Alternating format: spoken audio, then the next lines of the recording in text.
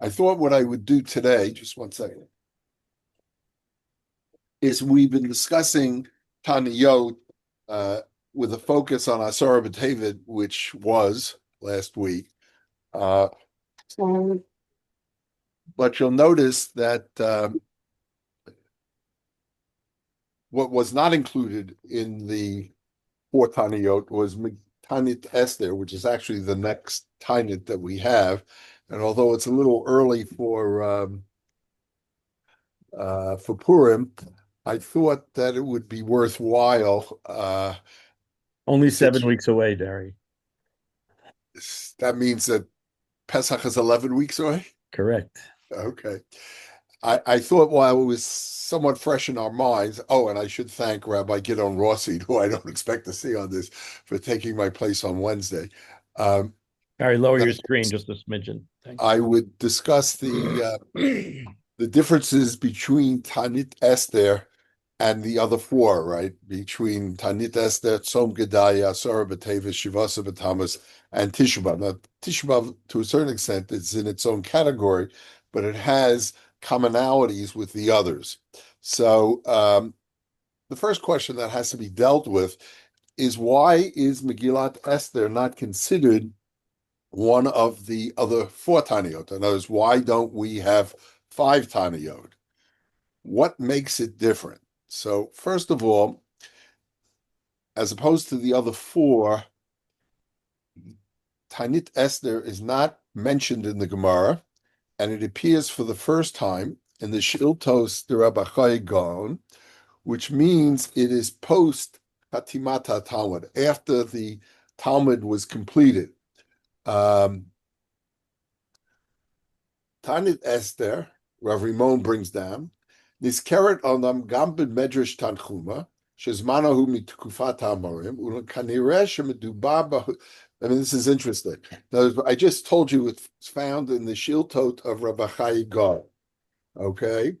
And it says in the Shiltot of Rabbi Eisenberg, which was post-Talmudic, Kfarim v'ayarot gedulot, Korin, villages and large cities, not large cities, read the Megillah Babasa on the 14th, right? Umokafim Choma Miyamot Yoshua Korim B'Chamisha. So we all know this because we're on Yerushalayim, and we read on the 15th. Avotanit, the fast, Bein Krachim, Bein Kfarim, Bein Ayorot, doesn't matter where you live, Kulam Mitanin B'Shlosha Asa Ba'adar.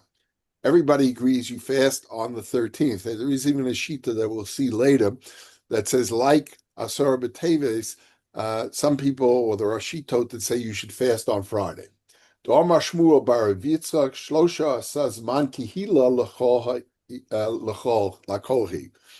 Doesn't say anything. In other words, he quotes Shmuel bar Yitzchak that the 13th is a time when everybody gets together. Shenema Ushar hayudim asher b'medinot hamelech nikalu v'omar al nosham b'yom shlosha asar lechodesh Adar, says the Shiltot Rav Chaigon. In other words, what does the pasuk say? And all the Jews in the kingdom got together and they defended against themselves. In other words, they took the battle to the locals. What does it mean? Nikalu v'omad al nasham, my kehila yom tanit.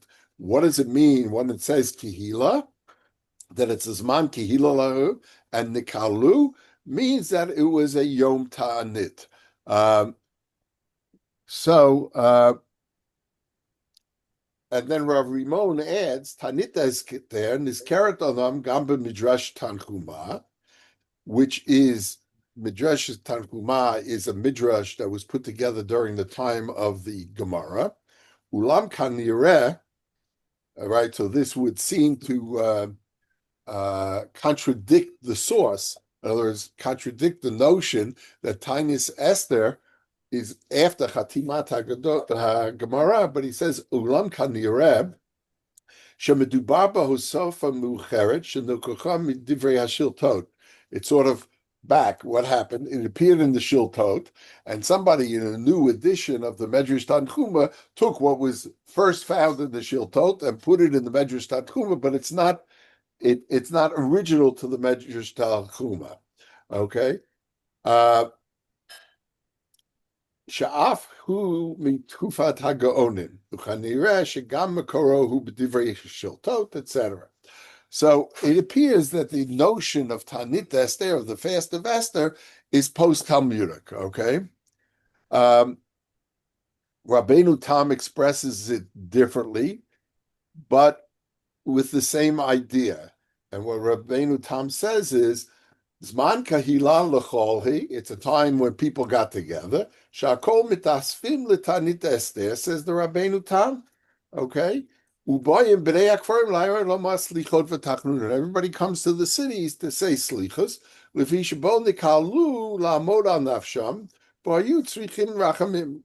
In other words, it's a commemoration that they had to pray to God for help at this time, and that was what they did on Taanit Esther.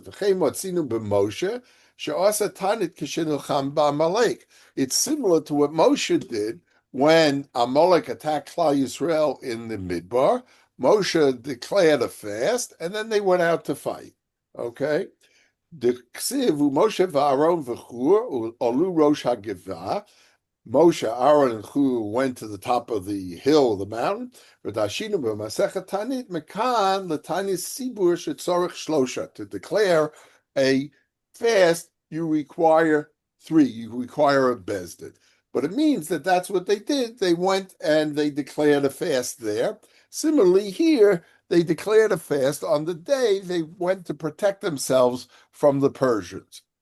Others disagree and say that the source for Taanit Esther has nothing to do with the battle, but what we all grew up to believe, that it is the fast that Esther declared, told told Mordechai to go out and tell the people to fast on this day, and asked that the Jews, she was going to fast, Ani v'narotai yotzumu, and so should Klal Yisrael.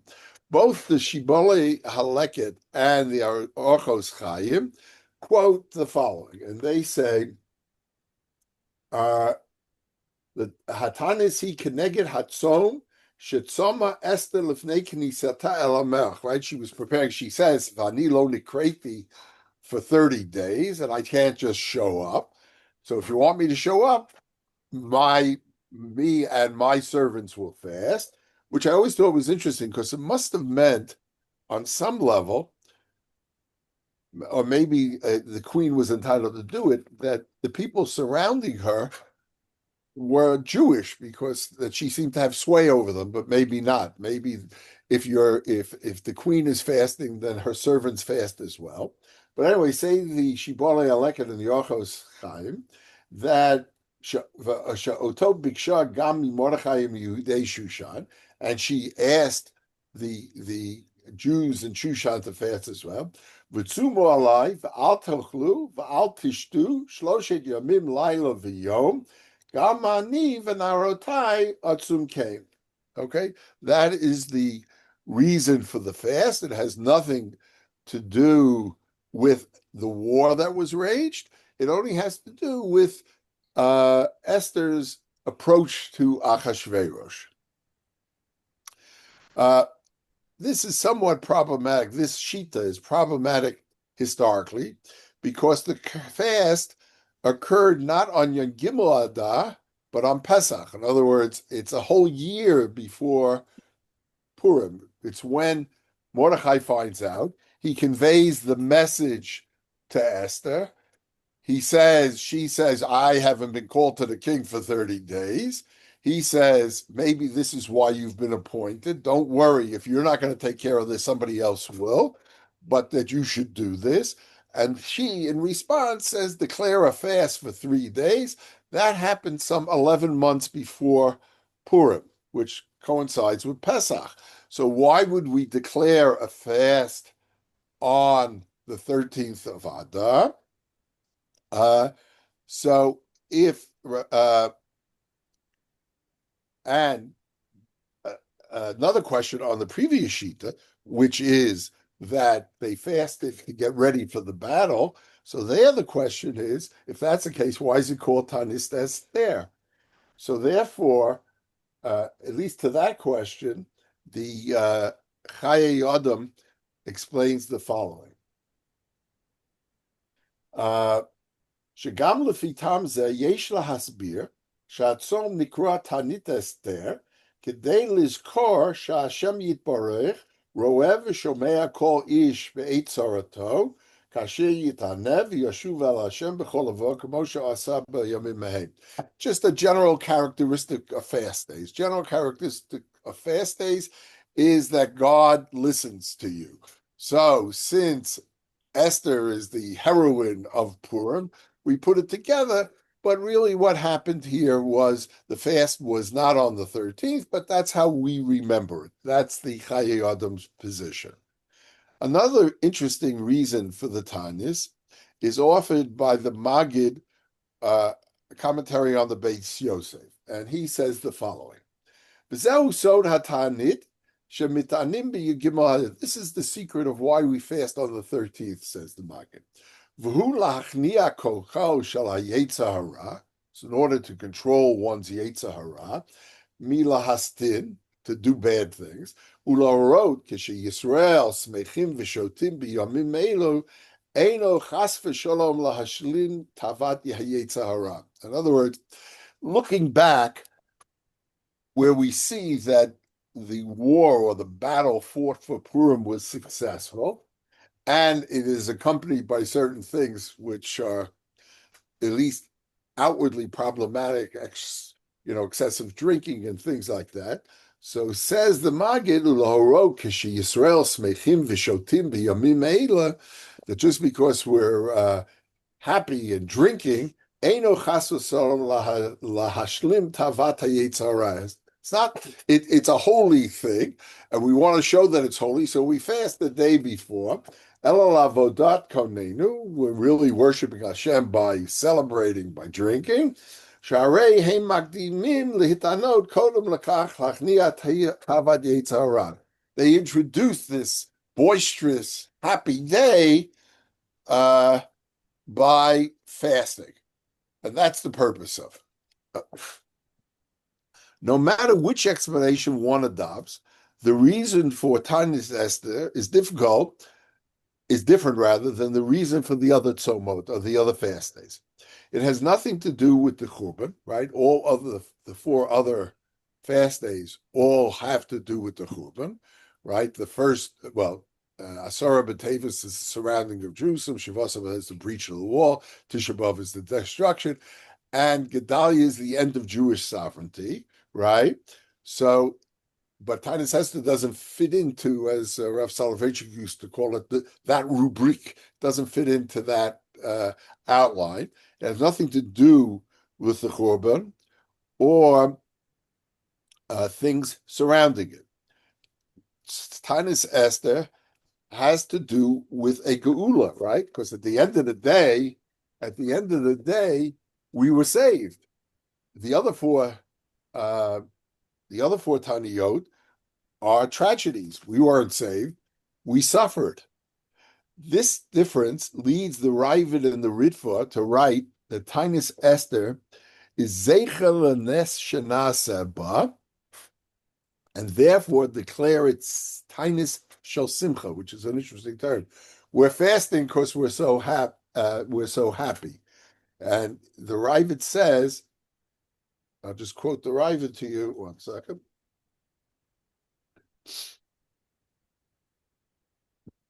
1 second. Where's my quote? The Ravid says the following. Yud Gimel Eino Domer L'Shah Taniyos. Says the Ravid, Taanit Esther is different than any other Taanus. L'Shah Taniya, the Zichron Hu L'Nes Shenasa Ba. Why are we fasting? To remember the miracle that happened. V'yod sheyesh lanu smach b'kasav. There's a reference to it in the pasuk. She'omar v'chasher kimu al nafsham divrei hatzomot. That's a pasuk in Megillah Esther, where it says that Klal Yisrael actually fasted in accordance with Esther. Loma shekashem shekiblu aleihem lasot yom tov, in the same fashion that they agreed to accept the fast, kach kiblu aleihem divrei hatzomot v'zakatam. In the same open-mindedness, let's call it that, they agreed to accept the fast and the slichas that come. Koloma lasot tanit b'chol shana v'shana. But it's basically, as the Ravid says, a tanit of simcha. It worked out well. And we want to show God that we understand the chesed that he did for us and the good that he did for us by also fasting and saying slichot as thanks, not as petitions, so to speak. From Bezalel Joti, I'm sorry, 1 second. The Kolbo actually adds to this. It doesn't add to it, but he has his own. Zeichel tanis shegozer Esther v'hu tanis shel simcha, says the Kolbo. Zichron hanes kiblua b'simcha, to remember the miracle that we were saved. They happily agreed to a fast. Aleim v'alzarm v'tanis zeh nikra Taanit Esther. It's a Taanit Simcha. In other words, we're showing our devotion to God, and we're showing how happy we are by accepting an additional fast that says, thank you for the nest that you did for us. So Rav Bezalel Jolti, who was the former chief rabbi of Yerushalayim, writes the following: Me'atan nireh, the Taanit Esther, Kivan shehu lo keshar hataniyot. Taanit Esther, just recognize it's not like the other taniyot. Shehem gam al atzarot shalonu kayo. As we identify with those taniyot because those taniyot we recollect for us tsaras, right? Shehu rak zeichel Taanit Esther shehisanu b'mei Haman. He accepts the position that it's the fast that Esther declared. In Cain, Ika dinohu sheyom zeh also midin tanis b'achila shtila mishum zeichel Taanit Esther shehisanu b'mei Haman. Just remember that she declared a fast, and we fast too. Avolo, listen to what he says. Avolo chol hayom chalos din yom tanis. Yes, we're not eating because we're remembering what Esther declared, and she said, Sumu, al toklu, al tishtu, etc., for 3 days. That's what we're remembering. However, it doesn't have the other halachot of a Tanit. Hainu shene'amar kol didei yomet, shelo yinhag idunim ba'atzmo, v'lo yaker, v'lo yiseh me'ach v'tover, and shekol hani devorim mutarim b'Taanit Esther. You can be happy, you could do this, you could do whatever you would normally do except eat and drink, because we're remembering right. Kivan she'etzem hayom lav yom tanisu, says Rav Jolti. It's really not a tanis in the classical perception or the classical conception. It's not a yom tanis. Elashu rak zeichel Taanit Esther she'nisanu b'mei Haman. Just to remind us that there was a tanis then, but it doesn't come along with the all the other stuff that we feel on a tanis. It's a collective memory of a historical piece. The historical piece, as a forerunner, had a fast that Esther declared, and then it was sameach. We're not supposed to feel sad. We're not supposed to do this. It's not a tanis as the others. Okay? So I would suggest to you that Rav Jolti's insight helps explain a number of halachic differences between the other tzomot, the other fast days, and Taanit Esther. For instance, on the night before the other tzomot, one does not get married.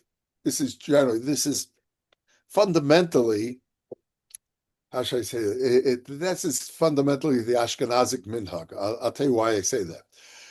But on the night before Taanit Esther, one can. Everybody agrees that one can.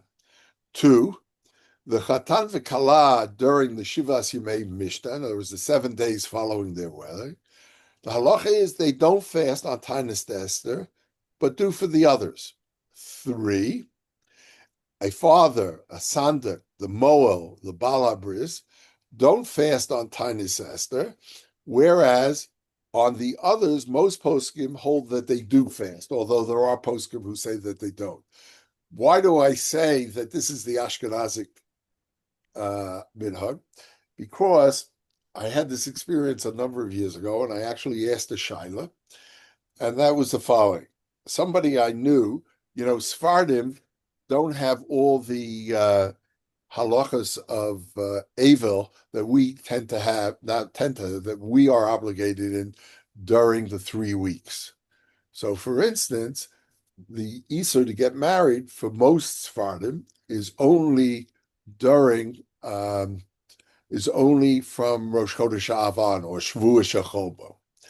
So I was invited to a wedding of a Sephardi person who was having his wedding Motzai Shivasa B'Tammuz. And it had never happened to me before. So I asked the shaila and I said, can I go? And the answer was yes. In other words, you can't make a wedding. I said, yeah, but what about the simcha? No, it's his minhag and you're entitled to go. And so I went to this wedding. I mean, it was a little difficult because the tainus was over so late, etc. But that's the halacha. In other words, so when it says here that you can get married the night before, this wasn't the night before, this was the night after.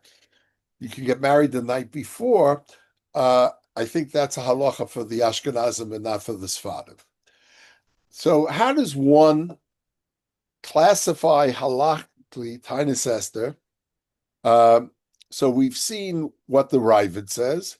The Ravid says that it's a Taanit Shel Simcha, and it is part of the Nes and Simcha of Purim.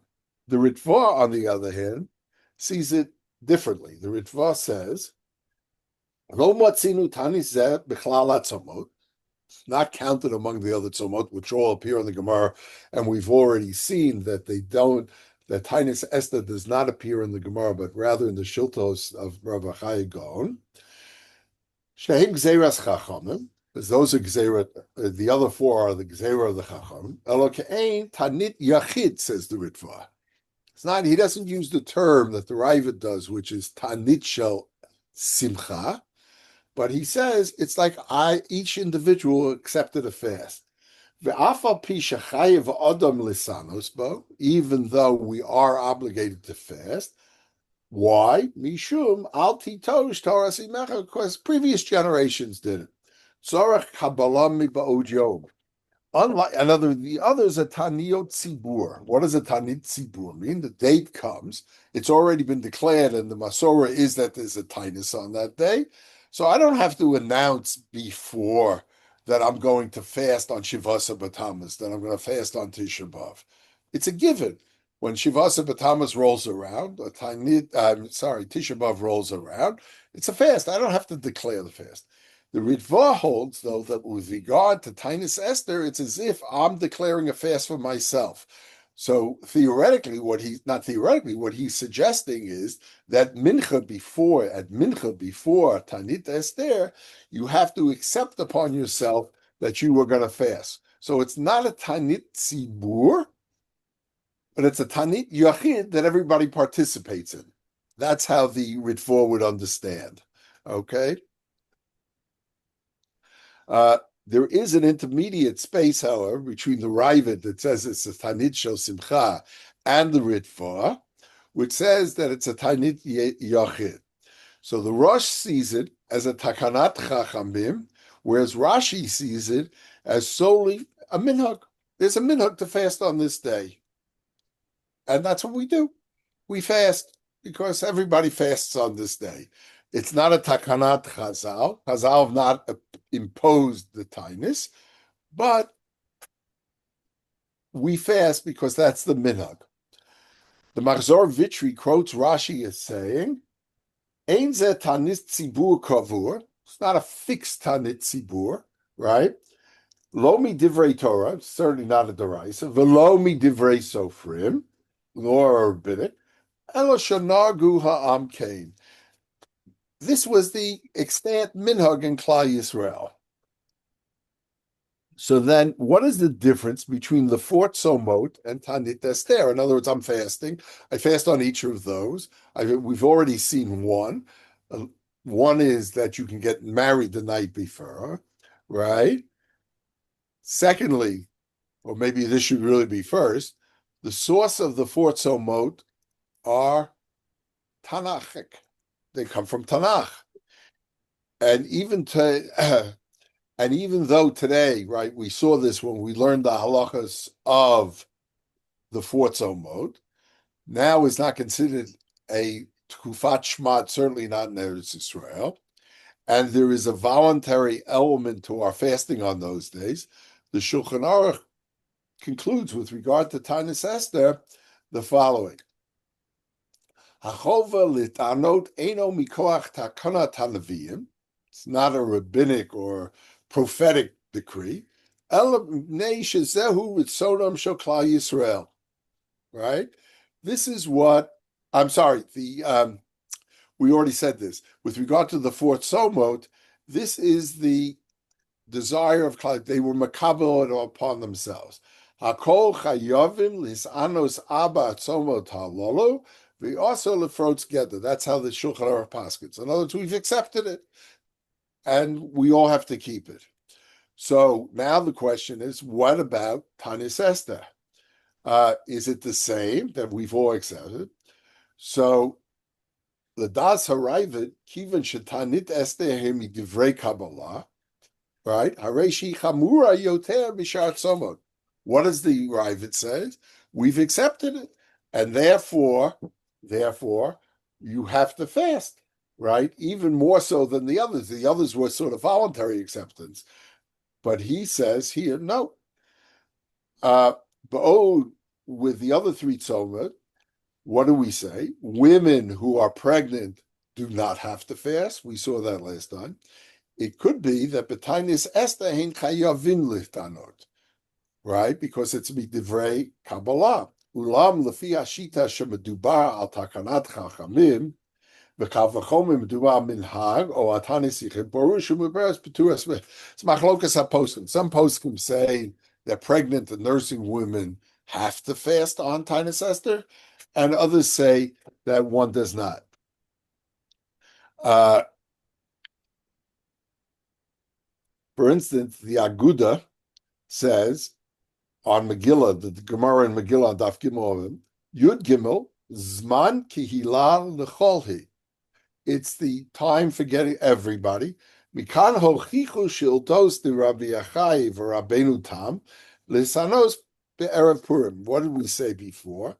The shiltos came to it because what did we say? V'nikhalu al nafsham. It was a Zman Kihila. Zman Kihila was defined as a Zman Ta'anit. V'lo mishum dichsiv divrei tzomot. Says the Aguda, has nothing to do with the fast that he takes the other side. It's nothing to do with Esther's fast. Hilkach yicholim lahakel ba'oto Ta'anit lumoborot uliyodot ulemeikav ulechovei einayim. You can be makel with regard to them, because it's just, we accepted it as a Zman Kihila. The ones who have to fast are those that are healthy, and they should not separate themselves from the Kihila. So you see this tension between the poskim and the commentaries as to what Taanit Esther is. Is it simply a voluntary day? Is it a Yom Simcha, a Taanit Simcha? In other words, either we're getting ourselves ready because we're going to get carried away on Purim, or we've accepted a fast to show the Ribono Shalom that we are so thankful for how he saved us. Or is it, in fact, a tainus that was declared in the Megillah, and therefore has certain kumrot as well. All right, we'll stop here. We'll finish up, please God, next Monday. Everybody should have a good Shabbos. I'll be happy to take any questions if anybody has. And Jay will go ahead with the announcements if there are no questions. Right. I just wanted to say once again, we're grateful to Judy Leibovitz and her sisters Phyllis Wiener and Necha Cronenberg for sponsoring Shir today and throughout Shabbat. Next week, in memory of their mother, Evelyn Mandel, Aleha Shalom, whose yahrzeit is this Shabbat. Lift benching today is at 4:17, and Mincha Kabbalat Shabbat is at 4:40. and we want to wish everybody Shabbat Shalom. One other announcement, just to put on your calendar, that there's a siyum.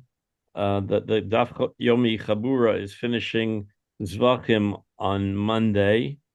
So presumably there's a siyum, and they'll be starting Mesachas Menachos on Tuesday. And it's an ideal opportunity to join the Chabura if you are so inclined to learn in a pleasant and amiable atmosphere, as I was told. Very amiable. Right, Zev? Ehud. Okay. Ehud. All right. Shabbat Shalom and Tzeis Shalom to Rose. Rose, have a safe trip. Oh, we'll see you, Rose, on Monday. She's leaving Monday night, she said. Okay. Right. All right. Shabbat Shalom. Rabbi, I have a Stay on question. from Zev. Stay Yes, on for a second. Akiva. So I'm wondering, when you have to break the fast and you're did you go to the wedding early, or did you break the fast at home and then go to the wedding? If I recall correctly, I broke my fast at the wedding. If I Yeah, recall that's correctly. I mean, it's fascinating. Like, did they call for a Marav at the wedding and then you go right to the Shmor? No, I don't think so, because I don't. The fellow was, Sfardim and Masoretiyim, a lot of them. They're not necessarily what we would consider frum. So if I recall correctly, most of the people, when they got to the wedding, were eating already. That was fine.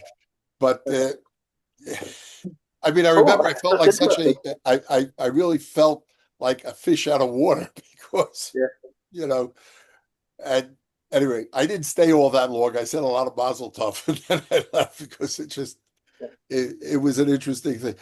No, I just want to say something. I also want to say, I once had a conversation with my friend Rav Mordechai Willig,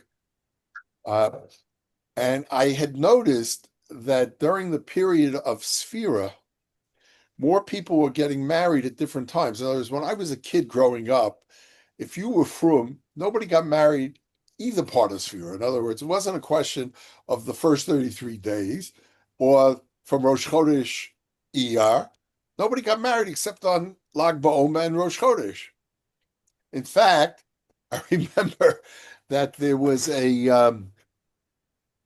somebody wrote a paper, a sociological paper, that the Jews were not accepted in American society. And what was their proof?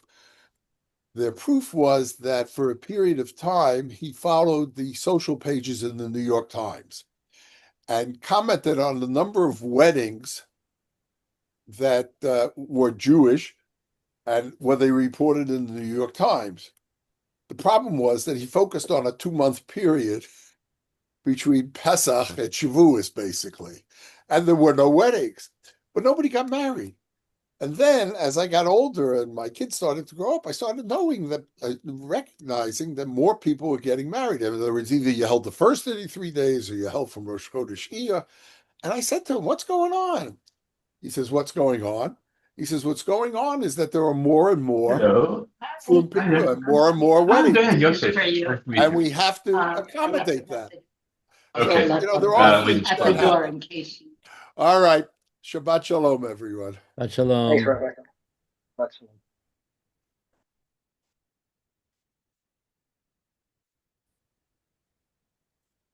Almost. Hey, Jay. I just wanted to tell you that the age of Aquarius is a month from now. It's in February. Oh, that's Hold on one second. Let me just. oh.